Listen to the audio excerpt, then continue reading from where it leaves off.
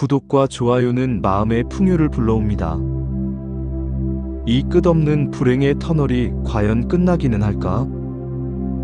지금 겪는 이 고통과 절망이 마치 내 인생의 전부인 것처럼 느껴지고 앞으로도 영원히 계속될 것만 같은 기분에 사로잡힌 적이 있는가? 우리는 모두 그런 순간을 겪는다. 사랑하는 사람을 잃었을 때, 오랫동안 준비했던 시험에 떨어졌을 때, 믿었던 사람에게 배신당했을 때, 혹은 아무런 이유도 없이 그저 깊은 무력감과 우울감이 밀려올 때, 그럴 때면 세상에 나 혼자만 동떨어진 섬처럼 느껴지고 누구도 이 마음을 이해하지 못할 것이라는 외로움에 휩싸이게 된다. 하지만 이것은 우리 마음이 만들어낸 가장 교묘하고 잔인한 거짓말이다. 불행은 영원하지 않다.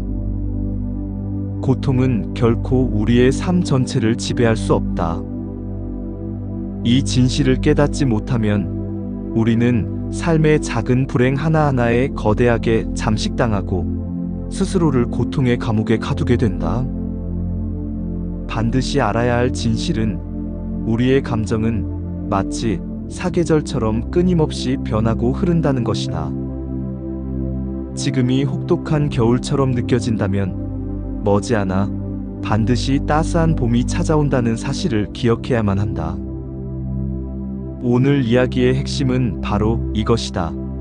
계절처럼 변하는 감정의 흐름을 거스르지 않고 자연스럽게 받아들이는 지혜에 관한 것이다. 우리는 왜 기쁨은 짧고 슬픔은 길게 느껴질까? 왜 행복했던 기억은 금세 희미해지고 고통스러웠던 순간은 어제 일처럼 생생하게 우리를 괴롭힐까? 철학자 쇼펜하우어는 이 질문에 대해 누구보다 깊이 파고든 인물이다. 그는 평생을 인간의 고통과 행복의 본질을 탐구하며 보냈고 마침내 우리가 불행의 늪에서 허우적대는 근본적인 이유를 발견했다. 오늘 우리는 쇼펜하우어의 날카로운 통찰을 빌려 우리를 올가매는 감정의 사슬을 끊어내는 법을 배울 것이다. 이 이야기가 지금 힘든 시간을 보내고 있는 당신에게 작은 위로와 힘이 된다면 구독과 좋아요를 통해 더 많은 이들과 지혜를 나누는 여정에 동참해 주길 바란다. 그럼 이제 왜 우리는 계절처럼 변하는 감정을 받아들여야만 하는지 그 깊은 속으로 함께 들어가 보자. 이 이야기를 끝까지 듣고 나면 여러분은 더 이상 감정의 노예로 살지 않게 될 것이다. 밀려오는 슬픔과 불안 앞에서 속수무책으로 당하지 않고 그것을 그저 지나가는 구름처럼 혹은 계절의 변화처럼 담담하게 바라볼 수 있는 힘을 얻게 될 것이다. 불행이 찾아왔을 때 절망하는 대신 아, 겨울이 왔구나. 이제 곧 봄을 준비해야지라고 생각할 수 있는 내면의 여유를 갖게 될 것이다. 이것은 단순히 긍정적으로 생각하라는 공허한 외침이 아니다. 이것은 수천 년의 지혜가 응축된 우리 삶을 근본적으로 바꾸는 실용적인 기술이다. 현대 사회는 우리에게 끊임없이 행복해야 한다고 강요한다. 사회관계망 서비스, 즉 SNS를 열면 온통 화려하고 행복해 보이는 사람들의 이야기뿐이다. 멋진 곳에서 휴가를 즐기고 값비싼 음식을 먹고 언제나 웃고 있는 사람들. 그들의 삶과 비교하면 나의 일상은 초라하고 불행하게만 느껴진다. 슬픔이나 우울함 같은 부정적인 감정은 마치 실패의 증거처럼 여겨지고 빨리 극복해야 할 문제점으로 취급받는다. 왜 나만 이럴까? 나는 왜 이렇게 나약할까? 자책하며 자신의 자연스러운 감정마저 억압하고 숨기게 되는 것이다. 하지만 이것이 얼마나 위험한 착각인지 우리는 알아야 한다.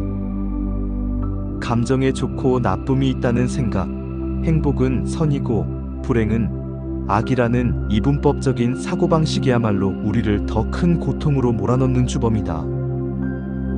비가 오지 않고 맑은 날만 계속된다면 땅은 메마르고 모든 생명은 죽어갈 것이다. 우리 마음도 마찬가지다. 기쁨, 슬픔, 분노, 불안, 이 모든 감정은 각자의 역할이 있으며 우리 삶을 풍요롭게 만드는 필수적인 요소다. 슬픔은 우리에게 무엇이 소중한지를 가르쳐주고, 분노는 부당함에 맞서 싸울 힘을 주며, 불안은 우리를 위험으로부터 보호한다. 이 모든 감정을 외면하고 오직 행복만을 추구하는 것은 무지개를 보겠다며 비를 거부하는 것과 같은 어리석음이다. 예를 들어보자. 친한 친구와 크게 다투고 마음이 너무 아픈 사람이 있다. 주변 사람들은 그만 잊어버려, 좋게 생각해, 시간이 약이야 같은 위로를 건넨다. 물론 틀린 말은 아니다. 하지만 당사자에게는 그 어떤 말도 위로가 되지 않는다. 오히려 자신의 슬픔을 제대로 인정받지 못한다는 생각에 더 깊은 외로움에 빠질 뿐이다. 이때 잘못된 접근은 억지로 그 감정을 떨쳐내려고 애쓰는 것이다. 술을 마시거나 다른 일에 몰두하며 슬픔을 잊으려 한다. 하지만 억지로 누른 감정은 사라지지 않는다. 잠시 수면 아래로 가라앉았다가 예상치 못한 순간에 더 큰 파도가 되어 우리를 덮친다. 골마 터진 상처처럼 제대로 돌보지 않은 감정은 우리 내면을 서서히 병들게 한다. 문제의 근본 원인은 우리가 감정을 나 자신과 동일시하기 때문이다. 슬픔을 느낄 때 우리는 슬픈 나가 되어버린다. 불안을 느낄 때 우리는 불안한 존재가 되어버린다. 감정은 그저 우리 마음을 잠시 스쳐 지나가는 손님일 뿐인데, 우리는 그 손님을 집주인으로 착각하고 온 집안을 내어주는 셈이다. 쇼펜하우어가 말한 불행은 영원하지 않다는 주제는 바로 이 지점을 꿰뚫는다. 불행이라는 감정은 실체가 있는 영원한 존재가 아니라 잠시 우리를 방문한 일시적인 현상이라는 것이다. 구름이 잠시 해를 가린다고 해서 태양이 사라진 것이 아니듯, 슬픔과 고통이 우리를 덮고 있다고 해서 우리 존재 자체가 불행으로 물드는 것은 아니다. 이 사실을 깨닫는 것에서부터 진정한 마음의 평화는 시작된다. 이 문제에 대해 염세주의 철학자로 알려진 쇼펜하우어는 놀랍도록 현실적이고 깊이 있는 통찰을 제공한다. 사람들은 흔히 쇼펜하우어를 비관론자라고 말하지만 그의 철학의 진수는 비관에 머무는 것이 아니라 고통의 본질을 직시함으로써 역설적으로 평온에 이르는 길을 제시하는 데 있다. 쇼펜하우어의 관점에서 보면 우리의 삶은 근본적으로 고통이다. 그는 인간의 삶을 움직이는 근원적인 힘을 살려는 의지라고 불렀다. 이 의지는 맹목적이고 끊임없이 무언가를 갈망하며 결코 만족을 모른다. 하나의 욕망이 채워지면 곧바로 새로운 욕망이 고개를 든다. 설령 모든 욕망이 충족된다 하더라도 그 끝에는 권태와 공허함이 기다리고 있을 뿐이다. 쇼펜하우어는 인생을 시계추에 비유했다. 우리의 삶은 고통과 권태 사이를 오가는 시계추와 같다는 것이다. 무언가를 원하지만 얻지 못할 때 우리는 고통스럽다. 그리고 마침내 그것을 얻고 나면 더 이상 원할 것이 없는 상태, 즉 권태에 빠진다. 결국 우리의 삶은 고통을 피하려다 권태에 빠지고, 권태를 벗어나려다 다시 새로운 고통을 마주하는 끊임없는 반복이라는 것이다. 이 말을 들으면 결국 인생은 불행할 수밖에 없다는 것인가? 하고 절망할지도 모른다. 하지만 바로 이 지점에서 쇼펜하우어의 지혜가 빛을 발한다. 그는 이렇게 말한다. 행복은 적극적으로 주어지는 것이 아니라 소극적으로 어떤 고통이 부재하는 상태일 뿐이다. 이것이 무슨 의미일까? 우리는 행복을 무언가 특별하고 대단한 것, 반드시 성취해야 할 목표라고 생각한다. 하지만 쇼펜하우어는 행복이란 그저 고통이 없는 평온한 상태라고 말한다. 즉, 우리가 불행하지 않다면 이미 행복한 상태라는 것이다. 이 관점의 전환은 혁명적이다. 행복을 쫓아 평생을 헤매는 대신 지금 고통이 없다는 사실 자체에 감사하고 그 평온함을 누릴 수 있게 되기 때문이다. 치통으로 밤새 끙끙 앓다가 통증이 사라진 아침을 맞이했을 때의 안도감을 생각해보라.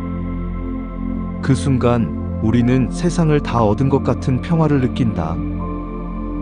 그것이 바로 쇼펜하우어가 말하는 행복의 본질이다. 그렇다면 불행이 찾아왔을 때 우리는 어떻게 해야 할까? 쇼펜하우어의 가르침에 따르면 불행은 삶의 기본값과도 같다. 기쁨이나 행복이 특별한 이벤트에 가깝다. 따라서 불행이 닥쳤을 때 왜 나에게만 이런 일이? 라며 좌절하고 저항할 필요가 없다. 그것은 마치 비가 오는 날, 왜 비가 오는 거야? 라고 하늘에 화를 내는 것과 같다.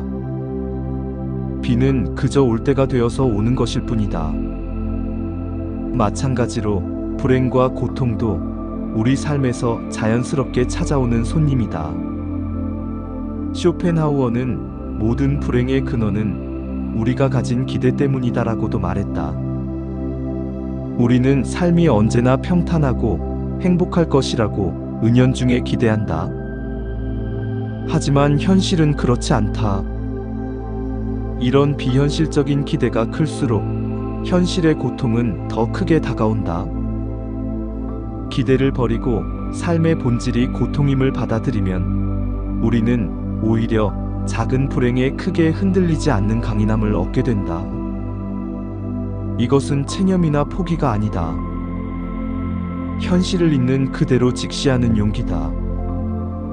감정의 변화를 계절의 순환처럼 자연스러운 현상으로 받아들이는 것. 이것이 쇼펜하우어가 우리에게 주는 가장 큰 선물이다. 겨울의 혹독함을 알기에 봄의 따스함을 더 깊이 느낄 수 있듯 고통의 본질을 이해할 때 비로소 우리는 고통이 없는 순간의 평온함을 진정으로 음미할 수 있게 된다. 쇼펜하우어의 지혜가 고통의 본질을 꿰뚫어 보게 했다면 다른 철학자들은 그 파도를 어떻게 타고 넘을지에 대한 구체적인 항해수를 알려준다. 특히 고대 로마의 스토아 철학자 세네카의 가르침은 쇼펜하우어의 관점을 보완하고 심화하는 데 큰 도움을 준다. 세네카는 우리에게 닥치는 사건 자체는 좋거나 나쁘지 않으며 그것을 해석하는 우리의 생각이 우리를 고통스럽게 만든다고 보았다. 그는 말한다. 우리는 현실보다 상상 속에서 더 자주 고통받는다. 예를 들어 회사에서 중요한 발표를 망쳤다고 해보자. 발표를 망친 사건 자체는 이미 지나간 과거다. 하지만 우리의 고통은 거기서 끝나지 않는다. 이제 나는 무능한 사람으로 낙인 찍힐 거야. 다들 나를 비웃겠지. 승진은 이제 끝났어. 와 같은 상상이 꼬리에 꼬리를 물고 이어진다. 세네카의 관점에서 보면 우리를 괴롭히는 것은 발표를 망친 사건이 아니라 그 사건에 대해 우리가 멋대로 부풀린 부정적인 상상과 해석이다. 불행이 영원할 것이라는 생각 역시 현재의 고통이라는 사건에 영원이라는 끔찍한 상상을 덧붙인 결과일 뿐이다. 세네카는 우리가 통제할 수 있는 것과 통제할 수 없는 것을 명확히 구분하라고 조언한다. 날씨, 다른 사람의 평가, 예기치 못한 사고 등은 우리가 통제할 수 없는 영역이다. 반면 그 사건에 대한 우리의 생각, 판단, 반응은 우리가 온전히 통제할 수 있는 영역이다. 감정의 변화 역시 계절의 변화처럼 우리가 통제할 수 없는 자연스러운 현상이다. 슬픔이나 불안이 밀려오는 것을 억지로 막을 수는 없다. 하지만 그 감정에 어떻게 반응할지는 우리가 선택할 수 있다. 슬픔에 잠식당해 모든 것을 포기할 수도 있고, 슬픔이 나를 찾아왔구나, 잠시 머물다 가겠지라고 생각하며 담담히 그 시간을 견뎌낼 수도 있다. 이것이 바로 내면의 자유를 얻는 길이다. 동양으로 눈을 돌리면 노자의 지혜가 우리를 기다린다. 노자는 도덕경에서 상선약수, 즉 최고의 선은 물과 같다고 말했다. 물은 모든 것을 이롭게 하지만 다투지 않고 모두가 싫어하는 낮은 곳으로 흐른다. 물은 네모난 그릇에 담으면 네모가 되고 둥근 그릇에 담으면 둥글게 된다. 어떤 장애물을 만나도 싸우지 않고 그저 비켜서 흘러갈 뿐이다. 우리의 마음도 이 물과 같아야 한다고 노자는 가르친다. 불행이라는 거대한 바위가 앞을 가로막을 때 우리는 보통 그 바위를 부수려고 안간힘을 쓴다. 하지만 그럴수록 우리는 지치고 상처 입을 뿐이다. 노자의 지혜는 그 바위와 싸우는 대신 물처럼 유연하게 그 옆을 돌아 흘러가라고 말한다. 슬픔과 고통이라는 감정의 흐름을 억지로 막으려 하지 말고 그저 자연스럽게 흘러가도록 내버려 두라는 것이다. 강물이 흘러 결국 바다에 이르듯 모든 감정은 때가 되면 자연스럽게 흘러가기 마련이다. 우리가 할 일은 그 흐름에 저항하지 않고 몸을 맡기는 것이다. 감정의 계절이 겨울에 이르렀을 때 봄을 재촉하며 안다라는 것이 아니라 겨울의 추위를 온몸으로 느끼며 조용히 힘을 비축하는 물의 지혜를 배우는 것이다. 쇼펜하우어가 고통은 삶의 본질이라고 알려주었다면 세네카는 그 고통에 대한 우리의 반응을 선택할 수 있는 힘이 우리 안에 있다고 말해주고, 노자는 그 고통의 흐름에 저항하지 않고 유연하게 흘러가는 법을 가르쳐준다. 이 세 철학자의 지혜는 결국 하나의 지점을 향한다. 그것은 바로 받아들임이다. 불행은 피할 수 없으며 감정은 변한다는 사실을 온전히 받아들일 때 우리는 비로소 불행 속에서도 평온을 잃지 않는 역설적인 자유를 얻게 된다. 그렇다면 이 철학적 통찰들을 어떻게 우리의 실제 삶에 적용할 수 있을까? 가장 먼저 필요한 것은 마음가짐의 변화다. 생각의 방향을 조금만 바꾸는 것만으로도 우리는 감정의 파도에 휩쓸리지 않고 그 위를 유유히 떠다니는 뗏목이 될 수 있다. 오늘부터 이렇게 한번 생각해보라. 첫째, 감정에 이름을 붙이고 손님처럼 대하라. 슬픔이나 불안감이 밀려올 때 나는 슬프다 혹은 나는 불안하다고 생각하는 대신 슬픔이라는 손님이 찾아왔구나 또는 불안이라는 감정이 내 마음을 방문했네라고 한 걸음 떨어져서 바라보는 것이다. 이름 없는 거대한 감정의 덩어리는 우리를 압도하지만 슬픔, 불안이라는 이름표를 붙여주면 그것은 다루기 쉬운 대상으로 변한다. 그리고 손님은 언젠가 떠나기 마련이다. 이 손님을 억지로 내쫓으려 하지 마라. 그저 왔구나, 어서 와라. 차 한잔하고 가게 하는 마음으로 잠시 머물 공간을 내어주라. 감정을 적으로 여기고 싸우는 대신 잠시 함께 있어주면 감정은 제 역할을 다하고 조용히 떠나갈 것이다. 둘째, 지금 여기에 평온함을 발견하라. 쇼펜하우어의 말처럼 행복은 고통이 없는 상태다. 우리는 미래의 더 큰 행복을 위해 현재의 작은 평온함을 너무나 쉽게 놓치고 산다. 오늘부터 의식적으로 고통이 없는 순간을 음미하는 연습을 해보라. 따뜻한 차를 마시는 순간, 창밖으로 들어오는 햇살을 느끼는 순간, 좋아하는 음악을 듣는 순간, 그 순간에는 적어도 끔찍한 고통은 없다. 바로 그 사실에 집중하고 감사하는 것이다. 아, 지금 이 순간은 평화롭구나. 이것만으로도 충분히 좋구나.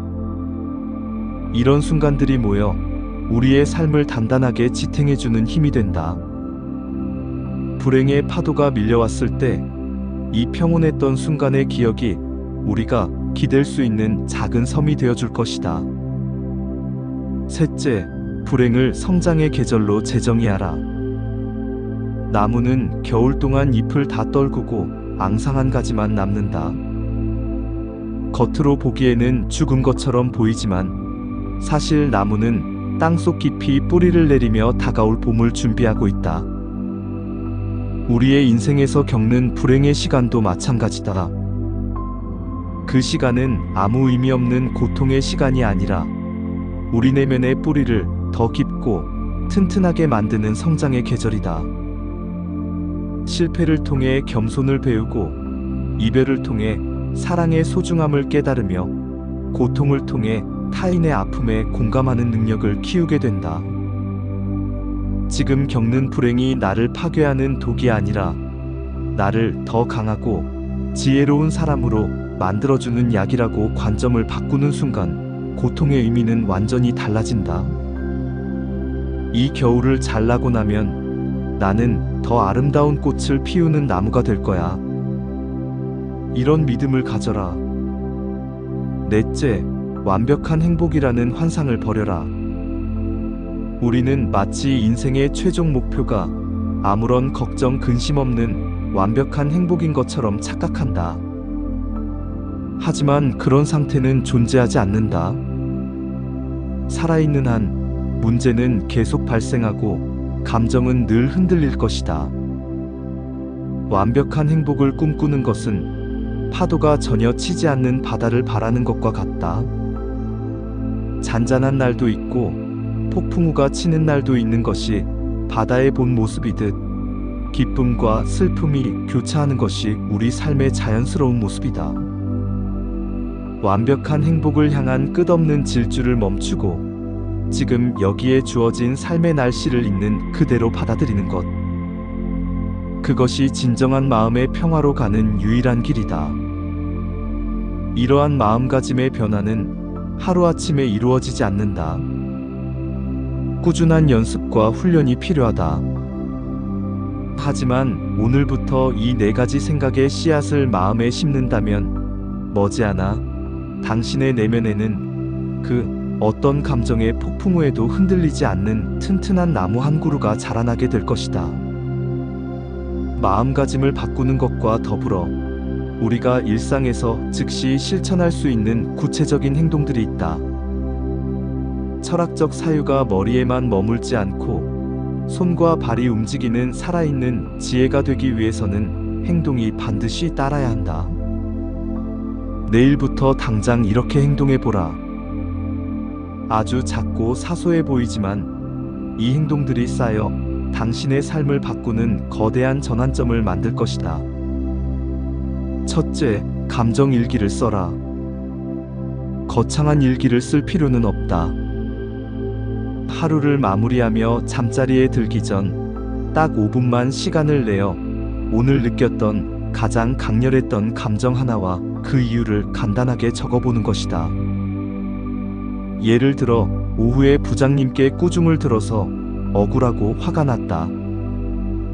또는 오랜만에 친구와 통화하며 실컷 웃어서 즐거웠다.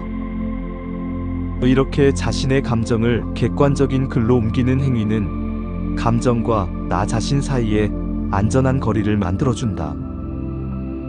마치 내 이야기가 아닌 다른 사람의 이야기를 읽는 것처럼 한 발 물러서서 상황을 볼 수 있게 된다.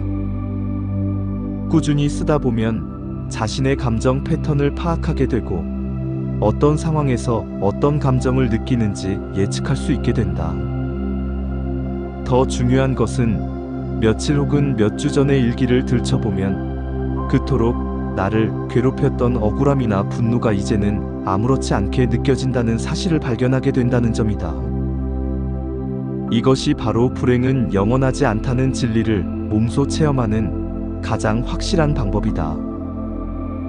둘째, 자연 속으로 걸어 들어가라. 마음이 힘들고 괴로울 때 방 안에 갇혀 있지 마라. 잠시 밖으로 나가 공원이나 산책로를 걸어보라. 이때 중요한 것은 그냥 걷는 것이 아니라 계절의 변화를 의식적으로 관찰하는 것이다. 어제는 보이지 않던 작은 새싹이 돋아난 것을 찾아보고, 나뭇잎의 색깔이 미묘하게 변해가는 것을 느껴보고, 바람의 온도가 달라졌음을 피부로 느껴보라. 자연은 말이 없지만 그 어떤 위대한 철학자보다 더 깊은 진리를 우리에게 가르쳐준다. 그것은 바로 모든 것은 변한다는 사실이다. 영원한 겨울도 영원한 여름도 없다. 자연의 거대한 순환 속에서 나의 고통은 아주 작고 일시적인 점에 불과하다는 것을 깨닫게 된다. 자연의 리듬에 나의 걸음을 맞추다 보면 어느새 마음을 짓누르던 감정의 무게가 한결 가벼워짐을 느끼게 될 것이다. 셋째, 5분 고통 허용의 법칙을 실천하라. 슬픔이나 분노 같은 격한 감정이 몰려올 때 우리는 보통 두 가지 반응을 보인다. 억지로 잊으려 하거나 아니면 그 감정에 완전히 빠져 허우적댄다. 두 가지 모두 건강하지 않다. 이때 5분 고통 허용의 법칙을 사용해보라. 감정이 덮쳐올 때 알람을 5분에 맞춰두고 그 5분 동안은 아무것도 하지 말고 오롯이 그 감정을 느끼는 것을 스스로에게 허락하는 것이다. 울고 싶으면 실컷 울고, 화를 내고 싶으면 베개를 치며 화를 내도 좋다. 단 5분이라는 시간 제한을 두는 것이 핵심이다. 5분이 지나 알람이 울리면 자리에서 일어나 찬물에 세수를 하거나 간단한 스트레칭을 하거나 짧은 산책을 하는 등 의식적으로 다른 행동으로 전환해야 한다. 이 방법은 감정을 억압하지 않고 충분히 존중해주면서도 그 감정의 인생 전체가 매몰되는 것을 막아준다. 감정의 주도권을 되찾아오는 아주 효과적인 훈련이다. 넷째, 아주 작은 친절을 베풀어라. 자신의 고통에 깊이 빠져 있을 때 우리의 시야는 극도로 좁아진다. 세상에 나 혼자만 가장 불행한 것 같고 다른 사람의 삶은 전혀 눈에 들어오지 않는다. 이 이기적인 고통의 감옥에서 벗어나는 가장 좋은 방법 중 하나는 역설적으로 타인을 향해 손을 내미는 것이다.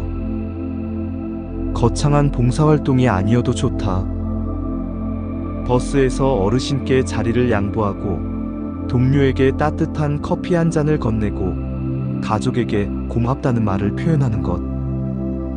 이런 작은 친절은 우리의 좁아진 시야를 넓혀주고 나라는 감옥에서 벗어나 세상과 연결되어 있음을 느끼게 해준다. 누군가에게 도움을 주었을 때 느끼는 작은 보람과 따뜻함은 내 안의 차가운 슬픔을 녹이는 온기가 되어준다.